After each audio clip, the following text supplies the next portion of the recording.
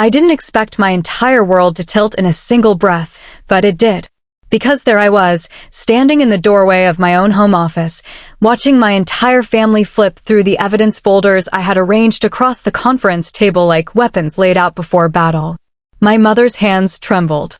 My father stared at the spreadsheet total as if it were a sentence. And my sister, Veronica, looked as though the floor had been snatched from under her feet. Then came the moment everything snapped. She shoved her chair back so violently it slammed into the wall. The sound ricocheted through the room like a gunshot. "You think you're better than us, Elena?" she screamed, voice cracking. "You think you can humiliate your own family like this? After everything we've done for you? Everything you've done for me?" I repeated, my voice frighteningly calm, my heart a steady, controlled drum. "You forged my signature, Veronica. Multiple times." Her throat bobbed. My mother buried her face in her hands. My father rubbed his temples as though 15 years of lies might melt under the pressure of his fingertips. Then Veronica lunged for the door. But Morgan, my attorney, stepped in front of it, posture firm, expression unreadable. "I suggest you stay seated," she said softly, the kind of softness that carried power. "We're not finished." Veronica's eyes snapped toward me, wide, wild, desperate. And in that moment, I realized something I'd never allowed myself to acknowledge until now. This wasn't chaos. This was justice catching up. This was the truth cracking open every carefully constructed lie. And for the first time in years, I wasn't afraid. Not after everything I had uncovered. Not after everything they'd taken. Not after realizing who they truly were behind the mask of family. But justice never arrives quietly. It arrives like a storm. It shreds illusions. It rewrites history. And before this confrontation, before today, before Morgan exposed criminal-level offenses I didn't know existed, I had no idea how deep the betrayal ran. Because this moment wasn't where the story began. It began weeks earlier with a phone call.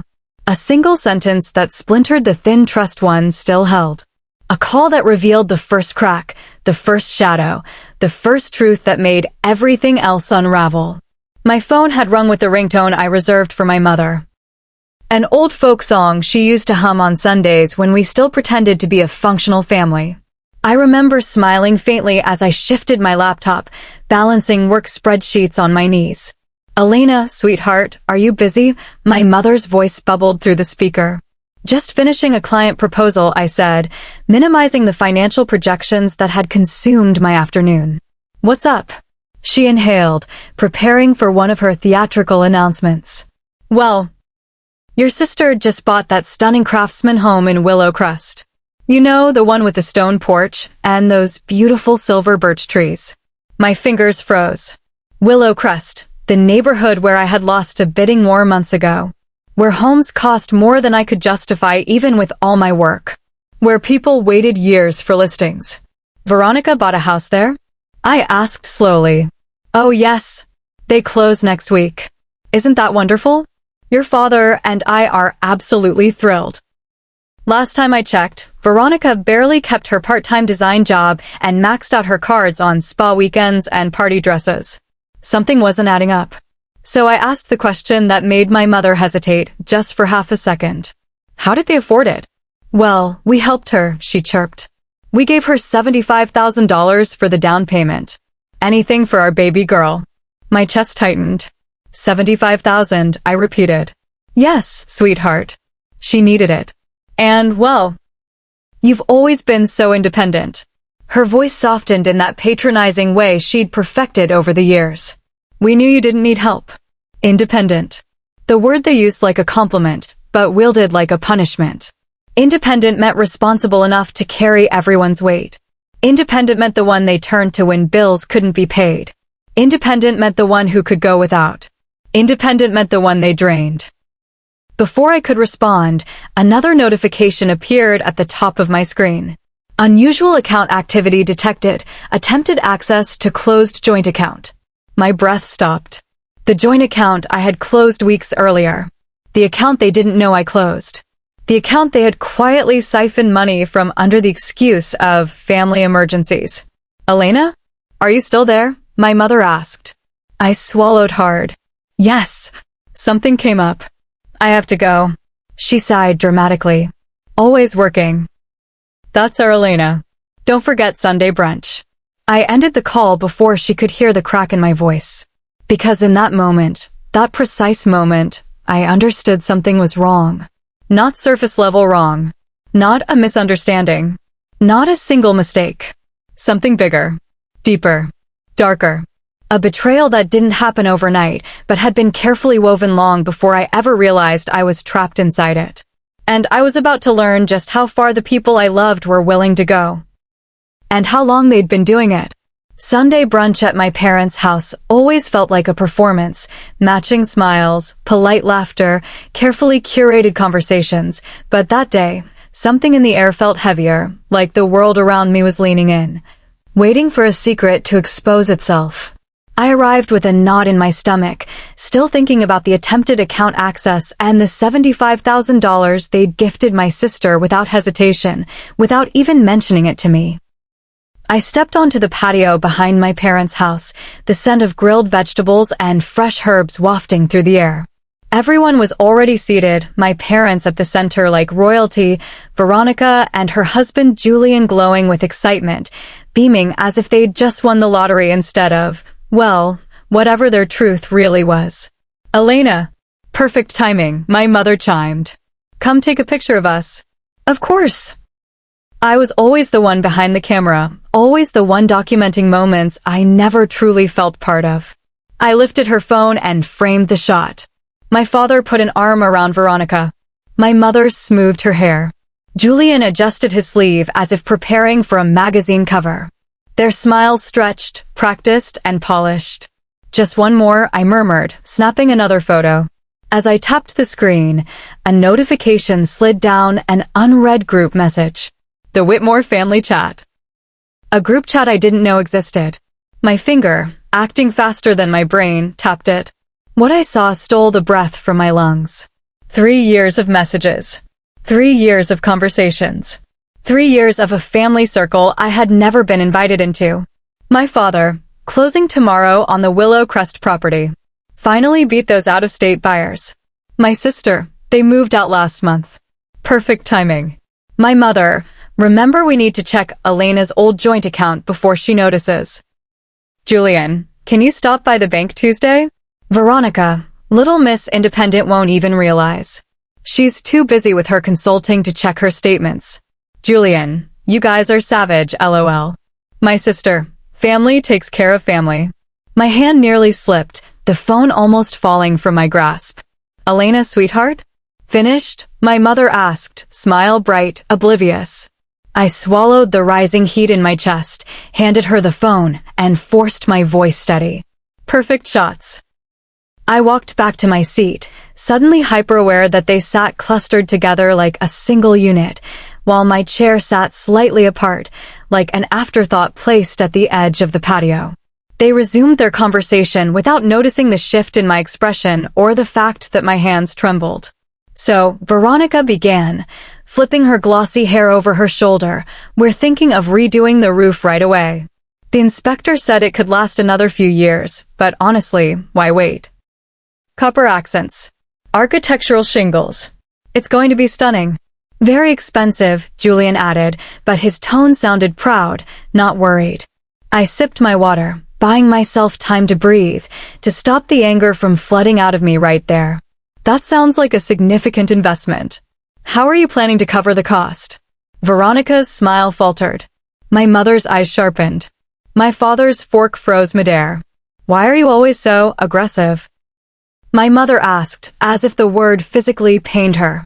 You sound jealous, sweetheart. Jealous. I repeated softly. My father set his fork down with deliberate irritation. That tone is unflattering, Elena. And frankly, intimidating. Men don't like when women get bossy. I almost laughed. The audacity. Veronica leaned forward, her voice full of faux sympathy. It's okay, Elena. Some of us like to enjoy life. We don't count every penny. My mother jumped in quickly. We're helping them with the landscaping, she said proudly, folding her napkin smaller and smaller. The yard has so much potential with those silver birch trees. The same trees I had once dreamed of stringing lanterns from if I had gotten that house. Julian chimed in. Your parents helped with my student loans too. Honestly, we don't know what we'd do without them. My throat tightened, not with rage, but with clarity. Sharp, cold clarity. My parents had spent years telling me they couldn't help me financially. That I was the strong one. That I didn't need what Veronica needed. But the truth was staring me in the face. They had never wanted to help me. My phone vibrated in my hand. A message from a number I hadn't seen in years. We need to talk about Savannah. Lily. My cousin Lily, the black sheep who mysteriously vanished from family gatherings after an explosive fight with my father. The one everyone whispered about but never explained. Before I could process her message, another notification appeared. Found forged signatures on property transfer. Call me ASAP. Morgan, my attorney. The ground shifted beneath me. Before I could decide what to do next, the sliding door opened and my assistant, Mariah, stepped onto the patio holding a folder. Her eyes moved politely over my family and then landed on me with unspoken urgency. I'm sorry to interrupt, Elena, she said with a respectful nod to my parents. But these documents require your immediate attention. My mother inhaled sharply. You brought work to Sunday brunch? My father shook his head in disappointment. This obsession with business is exactly why you struggle connecting with people. Veronica smirked. Maybe if you relaxed a little, you'd actually find someone willing to tolerate you. Mariah handed me the folder, and for the first time that day, something inside me steadied instead of shattering. My voice didn't shake. My hands didn't tremble. My heart didn't race. For the first time in years, clarity felt like power, not pain. I stood, folder tucked under my arm. I'll be right back, I said. As I walked inside, my phone buzzed again. This is worse than we thought. Morgan. I stepped into the bathroom, locked the door, and stared at my reflection in the mirror. The woman staring back didn't look betrayed or broken. She looked ready. Ready to dig. Ready to fight. Ready to finally pull apart every lie my family had built. I opened the folder. Inside were 15 years of financial records, organized, color-coded, undeniable. Records my assistant had helped me request without asking questions. Transactions. Checks. Credit lines. Property transfers. Loans. Timeshare documents. And a sticky note with Mariah's handwriting. You weren't imagining it. It's all here. It was in that moment, in that locked bathroom with the truth spread open in front of me, that I realized this wasn't going to be a conversation. It was going to be a reckoning. And I wasn't walking into it alone. Not this time. I didn't sleep that night. I lay awake staring at the ceiling, the glow of the moon stretching across my bedroom like a spotlight, exposing every memory I had tried to bury under the excuse of family is complicated. But the truth had ripped free now, wild and undeniable. The documents Mariah assembled, Morgan's texts, the group chat, the attempted account access, every piece fit too perfectly. They weren't mistakes. They weren't misunderstandings. They were a pattern. A decade-long pattern, carefully hidden behind smiles, Sunday brunches, and guilt-laced lectures about family loyalty. At midnight, my phone buzzed on the nightstand. I didn't want to answer, but the screen lit up with a name that guaranteed trouble. Veronica. I considered ignoring it, but something told me not to. I answered on the third ring. Elena, she breathed, panicked, her voice thinner than usual. Thank God you answered. I sat up slowly.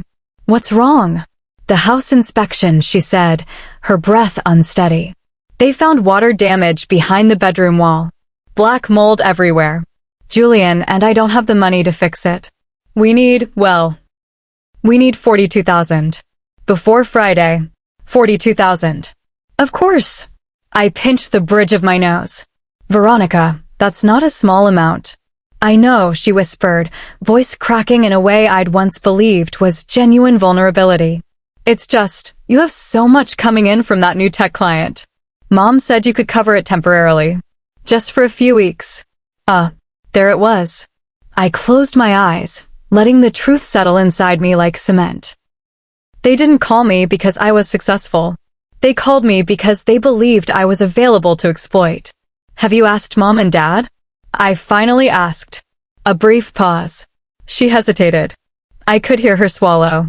They said you'd be the better option this time. Of course they did. I can't help you, I said quietly. Silence. Then her voice hardened, reshaping itself into her true form. What do you mean you can't? Are you serious? Elena, this is not the time for your righteous attitude. I said I can't help you, I repeated, each word calm, final, immovable. Oh my God, she snapped. You're unbelievable. You don't understand what we're dealing with. Julian's parents already think we're irresponsible. I can't ask them for money too. That isn't my problem. She inhaled sharply. I'm your sister. And I've been your safety net for 15 years, I said softly. I'm closing the net. There was a long, stunned silence. Then she exploded. You're pathetic. You think your stupid spreadsheets and stupid business make you better than us? They don't. You're jealous I have a family and a home and you don't. I didn't shout back. I didn't cry. I didn't tremble. I simply ended the call and blocked her number. My phone rang again immediately. This time, my mother. Straight to voicemail. Then my father. Then my mother again. By morning, I had 12 missed calls, 3 voice messages, and 1 painfully predictable text. You are tearing this family apart, Elena. We raised you better than this. Mom. I deleted it without replying. By the time I drove downtown to my office, the city was wrapped in the golden haze of early morning sun. The light felt almost mocking, too bright for the storm I carried inside me. I stepped off the elevator, and Mariah was already waiting. You have messages from Morgan and... She lowered her voice. Your parents are in conference room A. I froze. They what? They arrived 20 minutes ago, she whispered, glancing toward the glass wall. They said they need to speak with you urgently. Perfect. Of course they did. I inhaled deeply, smoothing my blazer, schooling my features into something unreadable. Tell them they have 15 minutes. Mariah nodded and disappeared into the hallway. I walked toward the conference room slowly, deliberately, knowing exactly what waited on the other side. When I stepped inside, they stood in unison like actors finishing a bad rehearsal. My mother rushed toward me, arms outstretched for a hug I didn't accept. Elena, sweetheart, we've been worried sick. My father looked around the sleek room with an expression that told me he was assessing the furniture's price tag more than my emotional state. You haven't returned any calls, he said stiffly. I'm preparing for a client meeting, I replied, standing instead of sitting. What's so urgent? They exchanged a look, the kind that said this is the script, stick to it. It's about your sister's house, my mother began, wringing her hands. The inspection, it wasn't good. They're devastated. I'm aware, I said. She called last night. My father cleared his throat. Well, then you understand the urgency. We thought perhaps you could help with the repairs. You're in the best financial position. I stared at them for a long moment, letting the silence stretch. That's not my responsibility. My mother blinked rapidly. Elena, don't be ridiculous. She's your sister. I needed help last year when I lost the bidding war on that Willow Crest house. My voice was steady, but inside, old wounds reopened like fresh cuts. You told me the market would correct itself. You told me to be patient. My father stiffened. My mother's lips parted, searching for excuses. Before they could respond, Mariah leaned in through the doorway. Elena, your Kensington clients are in the lobby. Thank you, I said. I turned back to my parents. This isn't the time. My mother's face crumpled. Why are you acting like this? I met her eyes. You taught me to be independent. I'm finally listening. They left with tight smiles and the faint scent of desperation trailing behind them. 2 hours later, my phone buzzed with a credit alert. Unusual activity detected on Visa account ending in 7943. A Visa card I never opened. Then another alert. And another. I froze. 3 credit cards. All in my name. All maxed out. All used for home improvement stores, boutique furniture, resort deposits. My heart pounded, my throat tightening. Then the final blow came. A collection agency voicemail about a car loan taken out 2 years ago, with my forged signature as co-signer. It felt like the world shrank around me, squeezing the air from my lungs. This wasn't a mistake. It wasn't a coincidence. It was a system. A system built around me. A system built on me. When I called Morgan and told her everything, her voice sharpened with a calm I'd never heard from her before. Elena, this is no longer just financial exploitation. This crosses into criminal territory. We need to meet tomorrow. And Elena, she hesitated. Change your locks. My office door opened slowly. Mariah stepped in, holding a thick manila envelope. Your cousin Lily dropped this off, she said quietly. She insisted it had to be in your hands today. I opened it, and my stomach dropped. Inside was the document that would change everything. A notarized property transfer for my grandparents' Savannah villa. Sold 3 years ago. For a fraction of its value. Under my name. With a signature I had never made. I sank into my chair, the paper trembling in my hands. Lily had included a note. They did it to me too. Call me. You're not alone. For the first time in weeks, I didn't feel like I was drowning. I felt something else. Solid. Quiet. Vengeful. This was no longer just uncovering the truth. It was preparing for war. And nothing, absolutely nothing, would stop what came next. By the time Saturday arrived, the air in my home felt charged, like the atmosphere before a lightning storm. I had spent the entire week assembling documents, piecing together timelines, listening to Morgan's calm instructions, and preparing myself for the confrontation that would either clear the air or burn every remaining bridge to ash. There was no middle ground anymore. Not after everything I'd uncovered. Not after realizing how deeply the manipulation ran. Mariah came early that morning, carrying pastries and strong coffee. She moved through my home with purposeful efficiency, setting out water glasses, aligning chairs, adjusting lighting, small details that somehow made the room feel more like a courtroom than the office space I had converted. My heart pounded, not with fear, but with anticipation. For once, I wasn't the one being blindsided. I was the one holding the truth. At 9:58, the doorbell rang. Mariah glanced at me. I nodded, even though my stomach felt twisted into knots. She opened the door. My parents walked in first, dressed as though they were attending a church conference rather than a confrontation.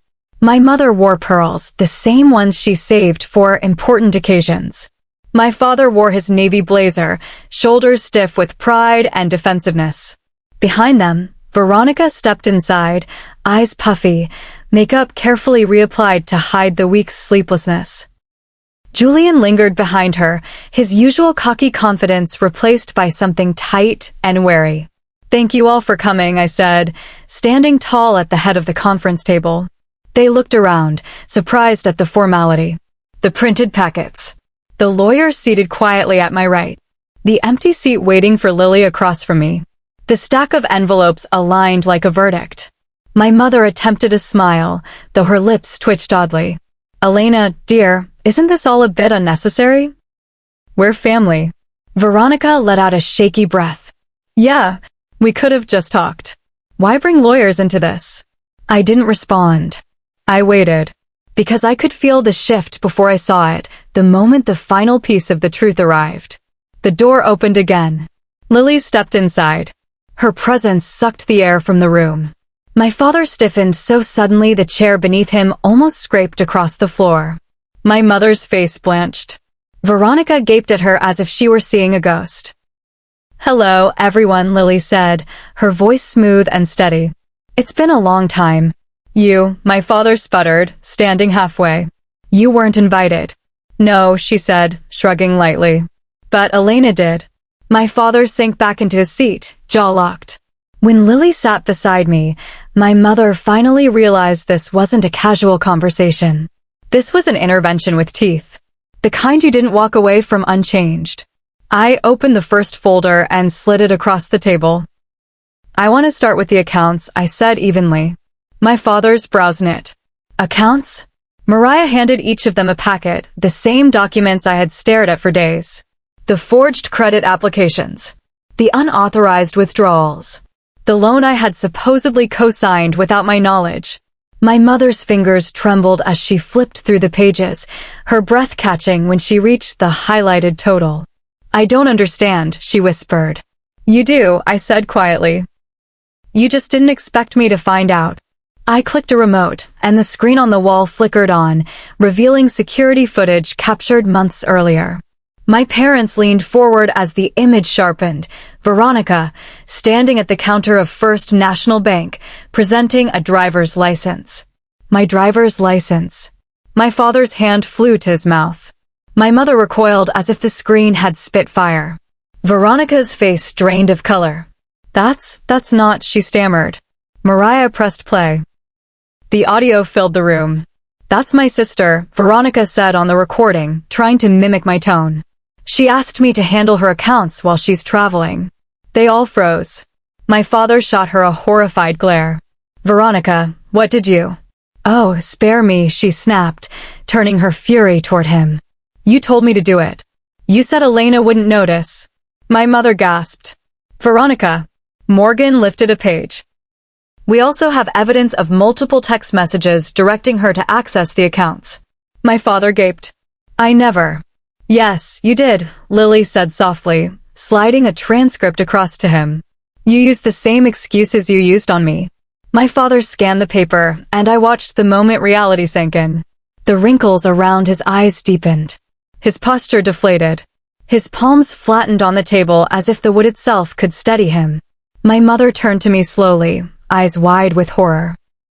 Darling, we never meant for it to go this far. We only wanted to help your sister. And use me to do it? I asked.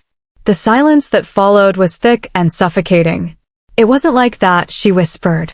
It was exactly like that. I slid the second folder across the table. Now, let's discuss the property. My mother frowned. Property? What property? I looked at Lily, who opened her folder and revealed the notarized documents. Property transfer slips. Deed corrections. A forged signature for the sale of my grandparents' Savannah villa. My mother covered her mouth. My father stared at the paperwork like it might burst into flames. That villa was ours, Lily said, her voice calm but carrying years of buried hurt. Yours and mine. But someone sold it. Someone forged Elena's signature. Someone pocketed the money. I watched the truth unravel them in real time. My father swallowed hard. We thought you didn't care about the property. You thought I wouldn't find out, I corrected. Veronica slammed the packet shut. This is insane. Why does everything have to be your business, Elena? You're so dramatic. It was almost laughable. Dramatic? I repeated slowly. You forged my name. She opened her mouth, but no words came. Morgan leaned forward, her voice cool and controlled. Identity theft is a felony. Forgery is a felony. Opening credit lines in someone else's name is a felony. Property sale fraud is a felony. We have more than enough evidence to move forward. My mother's chair scraped backward as she lurched to her feet. Please, she pleaded, tears streaming down her cheeks. Please, Elena. We never meant to hurt you. Your father and I, we were trying to help Veronica start her life. We thought you were fine. You always seemed fine. That was the part that broke something inside me. Not because it hurt, but because it revealed everything. They never thought I needed anything. They never thought I felt anything. They assumed strength meant invincibility. Independence meant expendability. Success meant I could be drained like a bank account that never ran dry. My father's voice cracked, something I had never witnessed in my life. Elena, I don't know what to say. You don't need to say anything, I replied. You just need to listen. I stood and placed 2 envelopes at the center of the table. The final choice. One contains a repayment agreement with interest. 5 years. No excuses. No delays. My mother sobbed quietly. And the other, I said, tapping the second envelope, contains criminal complaints ready to file. Veronica shot up, her voice shrill. You wouldn't dare. I met her gaze. I would. The room held its breath. My father wiped his face with both hands, shaking his head in despair. My mother sank into her chair, weeping. Veronica's expression shifted from rage to fear to something I couldn't quite name. Then, without speaking, my father reached for a pen. My mother followed. Veronica hesitated longest, hands trembling, eyes darting, searching for an escape. But there was none. She signed. When the final signature hit the page, something inside me, something heavy, something I had carried for years, finally loosened. And yet, the story wasn't done. Not even close. Because after they signed, after the apologies that sounded like smoke instead of substance, after they walked out of my home with their defeat hanging around them like wet coats, Mariah turned to me pale. "There's something else," she whispered. My heart stilled. She handed me her phone with shaking fingers. "Elena, look." On the screen was a notification. A new voicemail. The number was blocked. The message was less than 10 seconds long. But the voice on it, it wasn't my parents. It wasn't Veronica. It wasn't anyone I expected. It was someone who should not have known anything. Someone who should not have been involved. Someone who whispered 4 words that changed everything again. "You're not done yet." I stared at Mariah's phone, the room suddenly shrinking around me. Those 4 cryptic words echoed in my head long after the voicemail ended. "You're not done yet." The voice was distorted, muffled, almost mechanical, like someone had spoken through clenched teeth or behind fabric. I replayed it again, holding the phone closer to my ear as if my mind could decode a meaning my ears couldn't catch. Mariah watched me, her nerves on edge. "Who do you think it is?" "I don't know," I whispered. But I had a sinking feeling in my stomach that told me it wasn't a prank. It wasn't an accident. It wasn't random. Someone knew exactly what had transpired today. Someone who wasn't in the room. Someone who shouldn't know anything at all. Before I could spiral deeper, the front door opened. I stiffened, but relaxed a moment later when Morgan stepped inside, having gone outside to take a call. "You look like you've seen a ghost," she said, folding her coat over her arm. "Listen to this," I said, playing the voicemail. Morgan listened silently, her eyes narrowing, her expression unreadable. When the message ended, she exhaled slowly. "Someone knows what your family was doing," she said. "And they're contacting you directly. That's not random." Mariah swallowed hard. "But why call anonymously? Why not come forward? If they have more information." Morgan raised a hand gently. "We don't know their intentions yet." My heart hammered. "Do you think they're threatening me? Or warning me?" Morgan hesitated. At this point, it could be either. The weight of everything, the betrayal, the fraud, the years of manipulation, pressed down on me. I wasn't naive. I knew exposing long-buried secrets came with consequences. But I never imagined there were more layers still hidden beneath the mess. "Let's not panic," Morgan said firmly. "Give me the number. I'll run a trace." Mariah handed over her phone. Morgan scanned the call, copied the details, then placed the device down carefully. "I'll handle it. For now, Elena, you need to breathe. You've done enough for one day." But she was wrong. I hadn't done enough. Not until everything was truly over. Not until I was free. And I could feel it. Freedom was close enough to touch. After Morgan left, after Mariah tidied the table and quietly reminded me she'd be nearby if I needed anything, after the adrenaline faded from my bloodstream, I finally stepped outside. The late afternoon sunlight washed over my porch, bathing everything in a soft, golden glow. I wrapped my arms around myself, inhaling the crisp air, trying to settle the storm inside my chest. That voicemail haunted me. It clung to my skin. It replayed behind my eyes. But the world didn't pause for mysteries. The world kept moving. And so did I. 2 weeks later, the repayment checks started arriving. My parents sold off belongings they once flaunted with pride. My father's beloved fishing boat, my mother's antique cabinets, Veronica's designer handbags and jewelry collection. One by one, pieces of their carefully curated lives disappeared. There was no satisfaction in watching them fall apart. No glee. No triumph. Just a quiet heaviness, like watching a house crumble that had been rotten inside for years. They had built their world on falsehoods. On favoritism twisted into entitlement. On my labor. My generosity. My silence. And now, for the first time, they were facing the consequences. My home became a sanctuary in those weeks.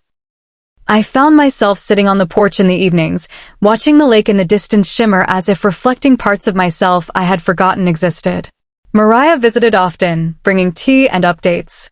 Lily stopped by with files, offering support without expectation. Morgan checked in with progress, not just legal updates, but emotional ones too, in her own steady way.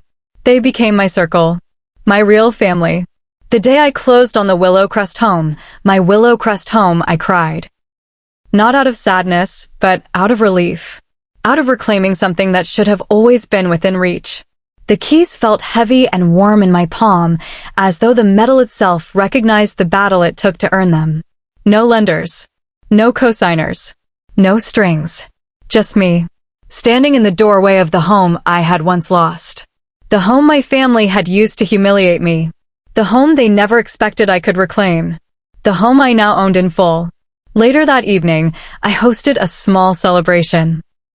Mariah brought champagne. Lily brought flowers. Morgan brought a small wooden box. For the new homeowner, she said with a smile. Inside was a gold-embossed journal. A fresh ledger. For new beginnings. We toasted on the porch as the sun dipped low, painting the sky in shades of pink and amber. We laughed. We talked. We shared stories. And for the first time in years, I wasn't preparing for the next crisis. I wasn't anticipating the next guilt trip. I wasn't patching over emotional landmines. I was free. Truly free. When the others left, I stayed outside, sitting on the porch swing with my blanket wrapped around my legs. The lake breeze whispered against my skin. The quiet felt like peace, not loneliness. Then my phone buzzed. Blocked number. My breath stuttered. For a moment, I considered ignoring it. But I didn't. I answered. Silence crackled on the other end. Then a voice. A familiar one. Not distorted this time. Clear. Calm. Measured. Elena, the voice said. It's time you know everything. My heart froze. Because I knew that voice. It belonged to someone I never thought I'd hear from again. Someone who knew the darkest parts of my family. Someone who disappeared before the truth surfaced. Someone everyone else swore was unstable, emotional, dramatic, the same words they had used to discredit Lily. Someone who knew the original secret, the one that started every lie that followed. My aunt. The woman my father had cut off years ago. The woman who left the family after one explosive fight. The one he told everyone had stolen from the estate. Her voice lowered. I think you're finally ready for the truth.